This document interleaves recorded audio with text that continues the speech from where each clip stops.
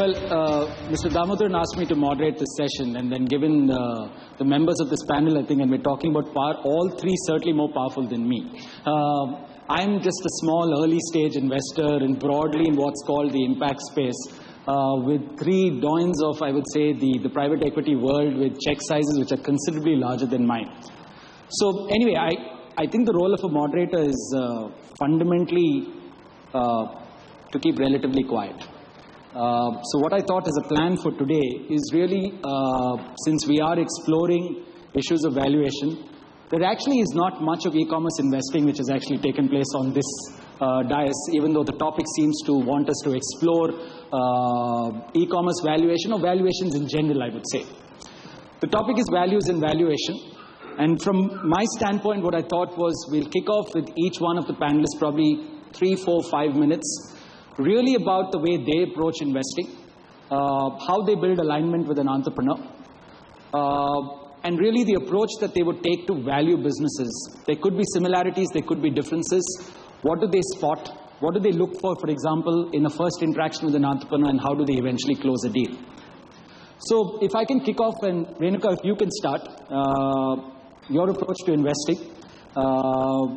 If you can share gossip along the way, then please do, but otherwise, please go. I must confess in all honesty that we have no power to fix any valuation of any company, small or big.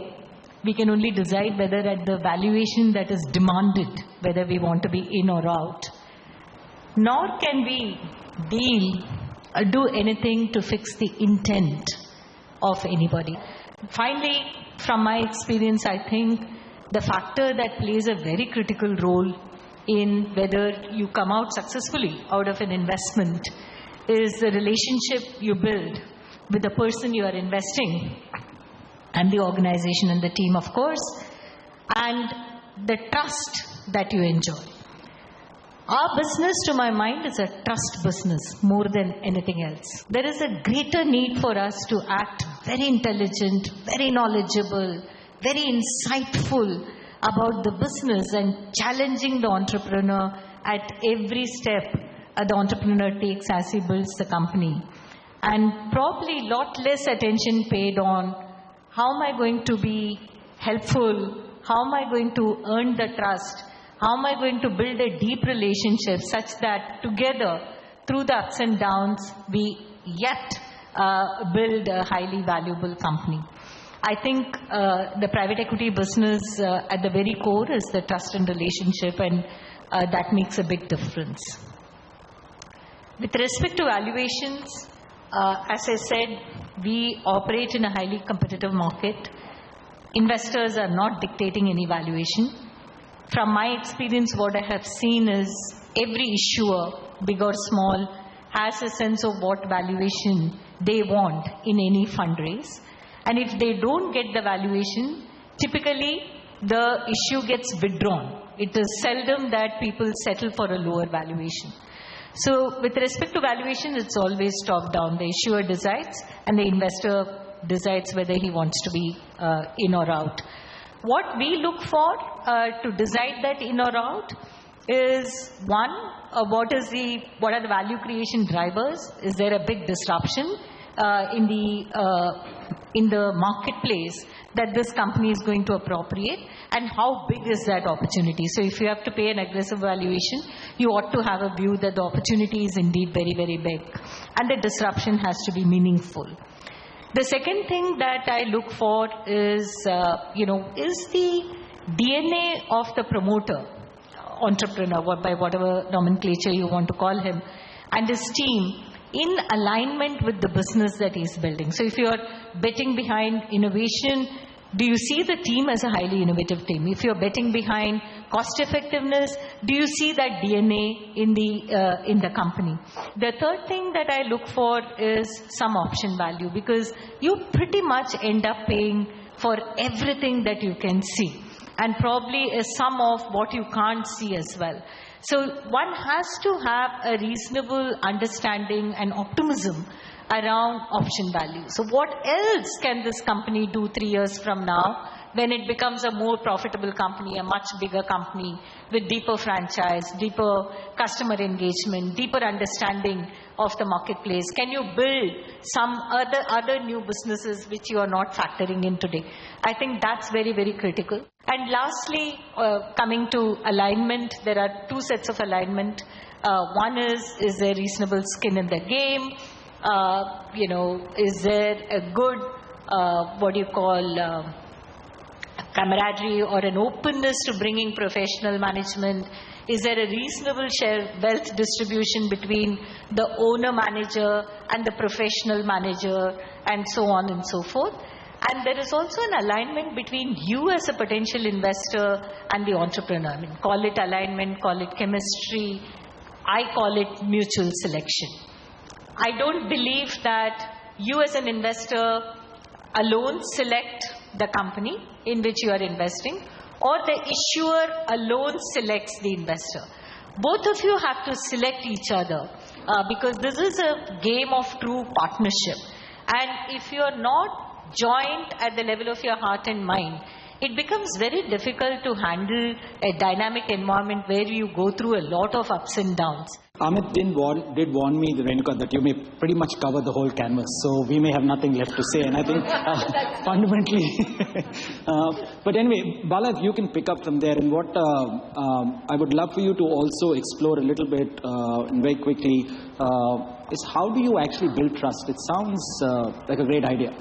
But you look an entrepreneur in the eye, how does it, really how does that happen? Is it magic? Is it real? What's that process? Apart from talking about your approach to investing in the business model. Actually, my opening, I think Renuka has really put the whole canvas of our investing extremely well. When Mr. Damodaran talked about this panel and this topic actually, and then I spoke to Sandeep, I was thinking about what I would like to preface this session with, and here's what I would like to add to Renuka's point of investing. Investing in today's world has actually got far much more complex than the 2000 era that we started in. It's not because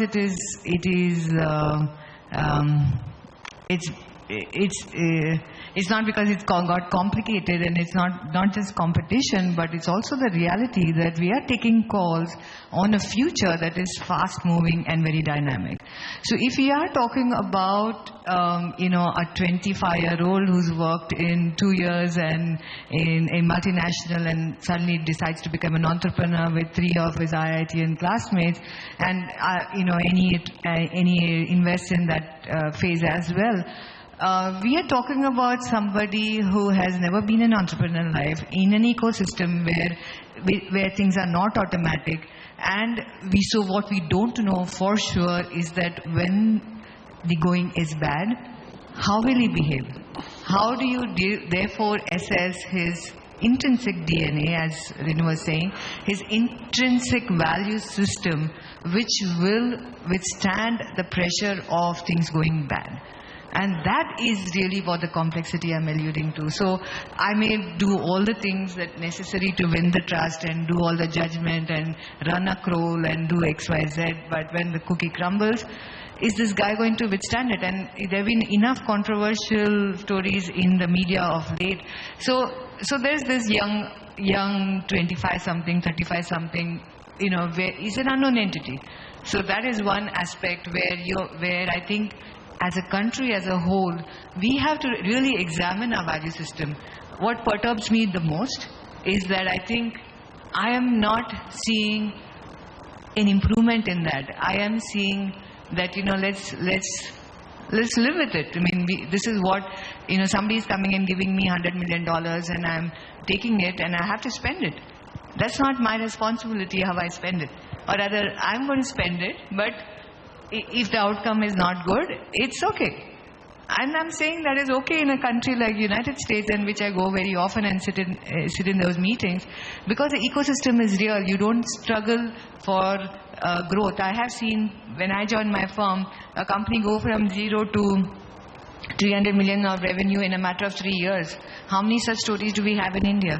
So when we talk about value and valuation, the way I'm looking at it is that when you are giving a company a very high valuation and a lot of money, are you acting responsibly?